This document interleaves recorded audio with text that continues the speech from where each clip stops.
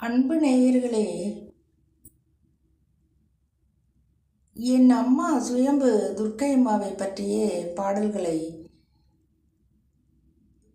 எழுதி பாடி வந்தேன்.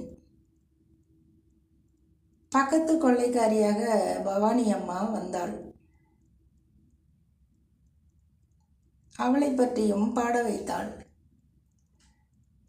இப்படி அம்மா, பெரியம்மா, சின்னம்மா இப்படியெல்லாம் இவர்களை பற்றி பாடினால் அப்பா சும்மா இருப்பாரா? அவரை பற்றியும் பாட வைத்தார். நாம் எப்பொழுதும் இறைவனை சிந்தையில் வைத்து நினைத்து கொண்டே மனம் அப்படியே கனிந்து உருகி எந்நேரமும் இருக்கின்ற வாழ்க்கையில் அவர்களது நாமம்தான் நாம் எப்பொழுதும் சொல்லிக் கொண்டிருப்போம். அது அவர்களுக்கு போதவில்லை போலும். ஒரு பாடலாக நாம் பாடி அவர்கள் கேட்க விருப்பப்படுவார்கள் போலும். அதனால்தான் மின்னலை போல் 2 வார்த்தைகளோ ஒரு வரியோ பாடல் வரிகள் புத்தியில் உதித்துவிடும். உதிக்க வைப்பது அவர்கள்தானே. அது உடனே மறந்தும் விடும். அதனால் ஓடி சென்று ஒரு பேப்பரில் எழுதி வைத்துக் கொள்வேன். பின்பு அந்த வரியை திரும்ப திரும்ப சொல்லிக்கொண்டே இருக்கும் பொழுது 5 நிமிடத்தில் வரிகளெல்லாம் வந்துவிடும். சொற்குற்றம், பொருள் குற்றம் இவையெல்லாம் ஆடியன் எண்ணி பார்ப்பதில்லை. இலக்கணம் ஒழுங்காக இருக்கிறதா என்றும் ஆராய்வதில்லை. எதுகை மோனை எப்படி இருக்கிறது என்றும் நினைப்பதில்லை. வருவதை அப்படியே எழுதிவிட வேண்டியது. அதை உடனே பாடிவிட வேண்டியது. இப்படித்தான்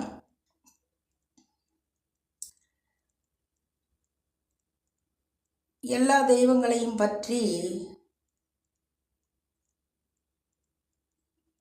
பாடும்படி நம் தெய்வங்கள் வைக்கிறார்கள்.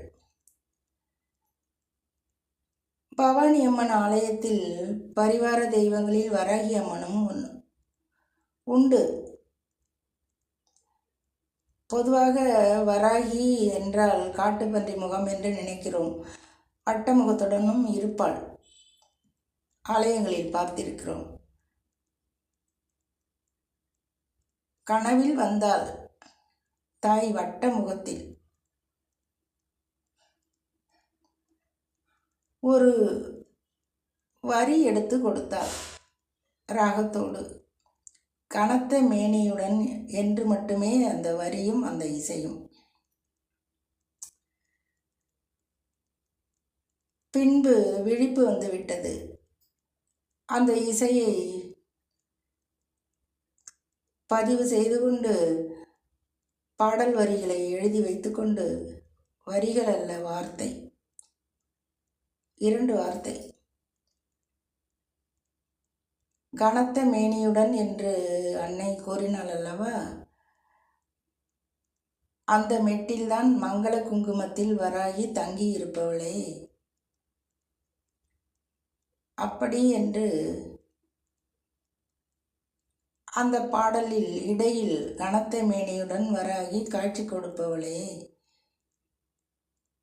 என்று அடியேன் எழுதினேன். நல்ல எழுத வைத்தால் பாடிவிட்டேன்.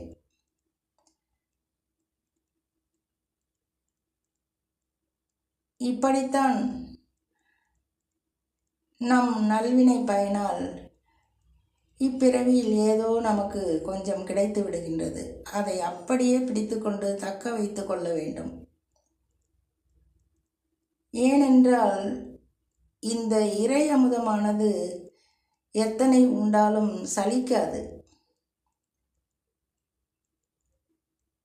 இன்னும் வேண்டும் இன்னும் வேண்டுமென்றே அப்படியே மனம் அலைபாய்ந்து கொண்டே இருக்கும். இந்த நினைவுகளும் இந்த உலகமும் மிக மிக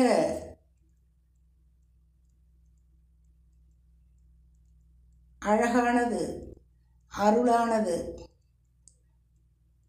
அனுபவித்து அனுபவித்து வாழ வேண்டிய வாழ்க்கை இதுதான் அன்பு நேயர்களே.